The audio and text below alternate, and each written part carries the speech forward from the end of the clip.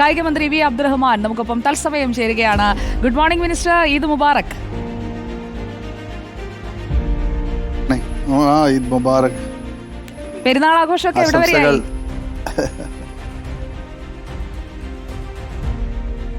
രാവിലെ ആയല്ലേ ഉള്ളൂ, തുടങ്ങുകയാണ്. അതെ, പ്രാർത്ഥനയൊക്കെ കഴിഞ്ഞ് പതുക്കെ ആഘോഷത്തിലേക്ക് കടക്കും അല്ലേ? പ്രധാന ആഘോഷം എന്നുള്ളത് ഭക്ഷണമാണല്ലോ. എന്താണ് താങ്കളുടെ ഇന്നത്തെ ഒരു ഭക്ഷണത്തെ കുറിച്ചുള്ള ഒരു പ്രതീക്ഷ എന്താണ്? വീട്ടിൽ തന്നെയാണോ ഭക്ഷണം? അതിനായിട്ട് ഏതെങ്കിലും പ്രത്യേക വിഭവത്തോടുള്ള താല്പര്യമുണ്ടോ? പ്രേക്ഷകർക്ക് അതൊക്കെ അറിയാനൊരു താല്പര്യം ഉണ്ടാവും. പെരുന്നാളിന് മന്ത്രിയുടെ വീട്ടിൽ എന്തായിരിക്കും ഇന്നത്തെ ഉച്ചഭക്ഷണമെന്ന്? സാധാരണയായി ഞങ്ങളെ വീട്ടുകാർ ഒന്നിച്ചു കൂടുന്ന ഒരു ദിവസമാണ്. എല്ലാ സഹോദരിമാരും സഹോദരന്മാരും മറ്റു ബന്ധുക്കളെല്ലാം ഒന്നിച്ചാണ് ഭക്ഷണം കഴിക്കുക. അത് ഇത്തവണ ജ്യേഷ്ഠൻ്റെ വീട്ടിലാണ്.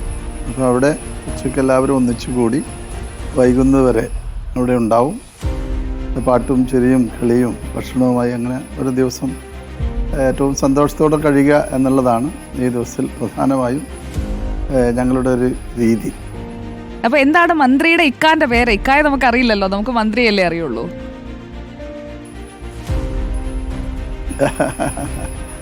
അത് മൂത്ത സഹോദരനാണ്. അദ്ദേഹം ഇപ്പോൾ ജീവിച്ചിരിപ്പില്ല, ഡോക്ടർ കുട്ടി. അപ്പോൾ അദ്ദേഹത്തിന്റെ വീട്ടിലുള്ള ഒരു കൂട്ടായ്മയുടെ സന്തോഷമാണ്. അതോടൊപ്പം തന്നെ മലയാളികളെ മുഴുവൻ സന്തോഷത്തിലാക്കുന്ന ഒരു കൂട്ടായ്മയെക്കുറിച്ച് ഇന്നലെ അങ്ങ് ഫേസ്ബുക്കിലൂടെ പങ്കുവച്ചിരുന്നു. ഞങ്ങൾക്കും അത് കണ്ടപ്പോൾ ഒരുപാട് സന്തോഷമായി. അത് നമ്മുടെ പ്രിയപ്പെട്ട ലയണൽ മെസ്സി വരുന്നതുമായി ബന്ധപ്പെട്ടാണ്. ലയണൽ മെസ്സി വരും എന്നുള്ള അങ്ങയുടെ ഒരു വാക്ക് അത് വലിയ രീതിയിൽ ചർച്ചയാവുന്നുണ്ട് ഇപ്പോൾ.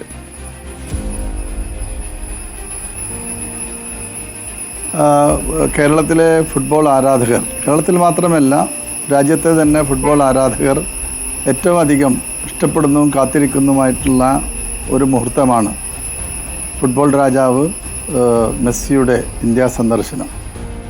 അതിനുള്ള ഒരുക്കങ്ങൾ പൂർത്തീകരിക്കുക എന്നുള്ളതാണ് സർക്കാരിൻ്റെ ഏറ്റവും പ്രധാനപ്പെട്ട കടമ. അപ്പോൾ അത്തരം കാര്യങ്ങളിലേക്ക് നമ്മൾ കടക്കുകയാണ്.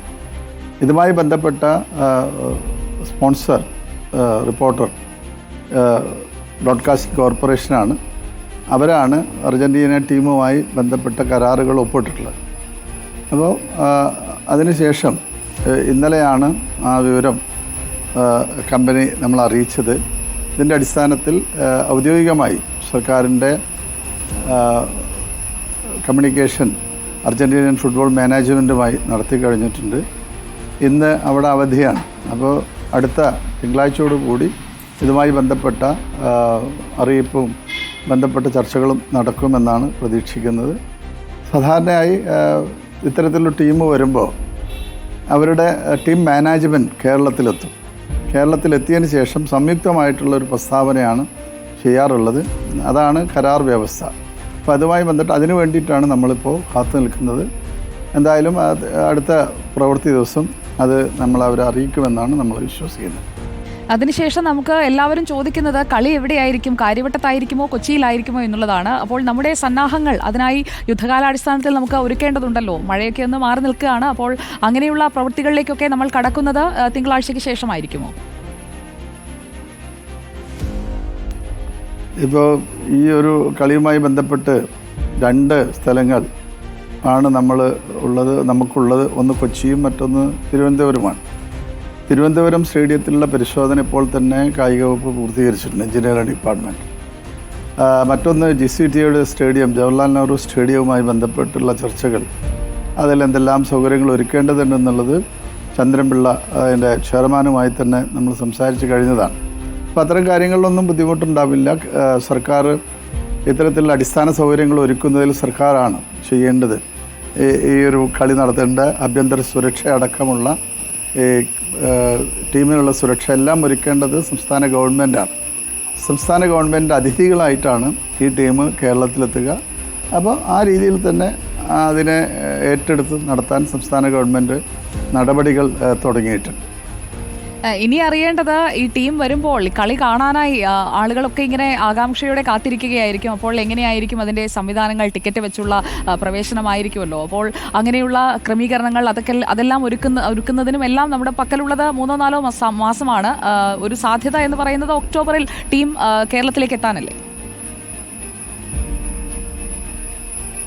തീർച്ചയായും 2 വിൻഡോകളാണ് ഫിഫ വിൻഡോസ് എന്ന് പറയുമ്പോൾ, ഒക്ടോബറും നവംബറുമാണ്.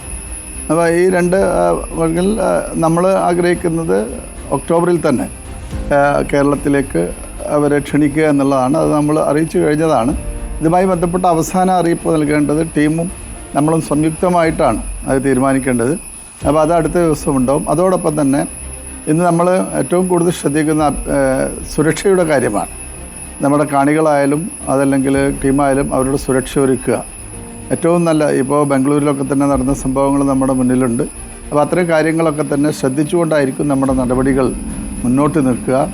മറ്റൊന്ന്, ഇത് മെസ്സിയൊക്കെ പോലെയുള്ള കളിക്കാർ ഇന്ത്യയിലെത്തുമ്പോൾ നമുക്ക് ഗ്രൗണ്ടുകൾ ലിമിറ്റഡ് ആളുകളെ മാത്രമേ പ്രവേശിപ്പിക്കാൻ കഴിയുള്ളൂ. അത് നിങ്ങൾക്ക് അറിയാമല്ലോ.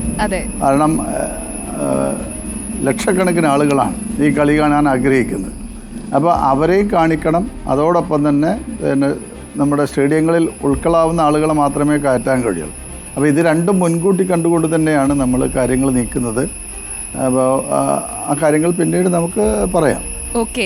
അപ്പോൾ മിനിസ്റ്റർ, പ്രേക്ഷകർക്ക് ആവശ്യമുള്ള കാര്യങ്ങളായി കഴിഞ്ഞു. അതായത് അവർക്ക് വരുമോ എന്നുള്ളതായിരുന്നു അറിയേണ്ടത്. അപ്പോൾ വരും എന്ന് ഇന്നലത്തെ ആ ഫേസ്ബുക്ക് പോസ്റ്റ് നമ്മൾ അപ്പോൾ തന്നെ പ്രേക്ഷകരിലേക്ക് എത്തിക്കുകയും ചെയ്തിരുന്നു. അപ്പോൾ പെരുന്നാളിൻ്റെ തിരക്കിലൊക്കെ ആയിരിക്കും മിനിസ്റ്റർ എന്നറിയാം. പെരുന്നാൾ ആഘോഷിക്കൂ, വീട്ടിലെല്ലാവരെയും അന്വേഷിച്ചു എന്ന് പറയൂ. എല്ലാവർക്കും ഞങ്ങളുടെ വകയും ഈദ് മുബാറക്. Thank you very much.